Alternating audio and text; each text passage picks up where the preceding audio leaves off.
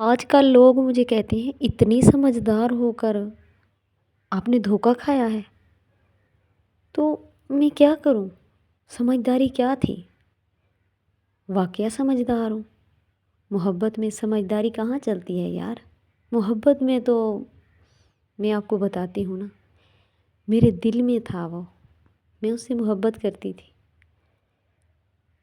پہلے تو میں اس سے محبت نہیں کرتی تھی نا، نہ میرے دل و دماغ میں تھا، اس کا سوال ہی نہیں پیدا ہوتا، نہ ہی اس کا میرے ذہن میں کبھی نام آیا تھا۔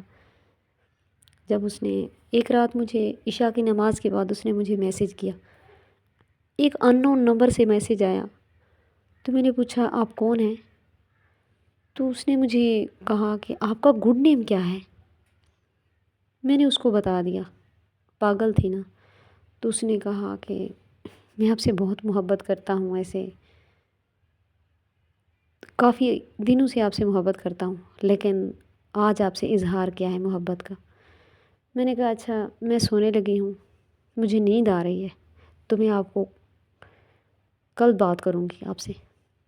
تو اس نے صبح ہوتے ہی مجھے ہائی کا میسج کیا۔ میں نے صبح کو فری ہو کر، سنڈے کا دن تھا، چھٹی تھی میری اسکول سے، تو میں نے اس کو رپلائی دیا۔ میں نے کہا جی بولیں۔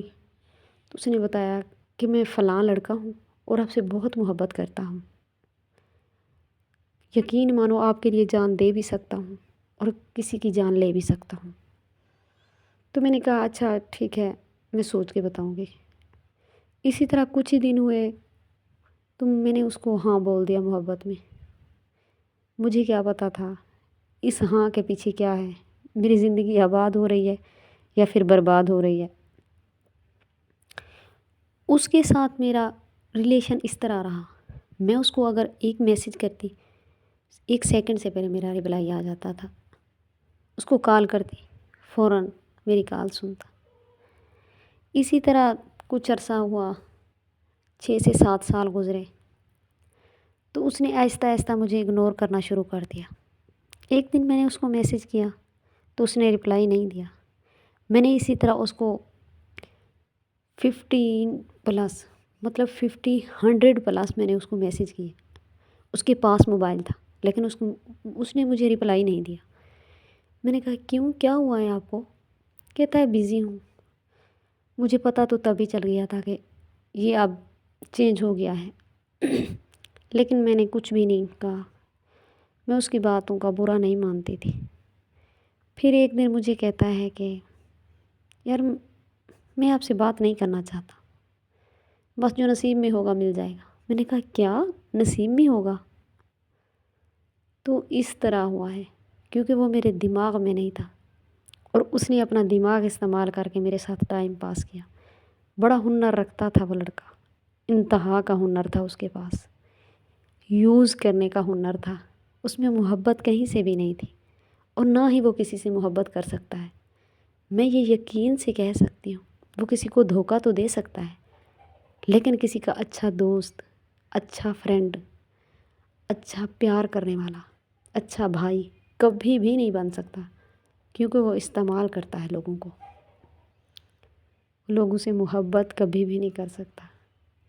یہ جو محبت کا رشتہ ہوتا ہے نا، یہ تو دل سے ہوتا ہے، دماغ سے تو رشتہ سوال کا، کتاب کا، سودے کا، کسی کے گھر جانے کا، کوئی کاروبار کا، یہ سارا دماغ سے ہوتا ہے اس کا ریلیشن۔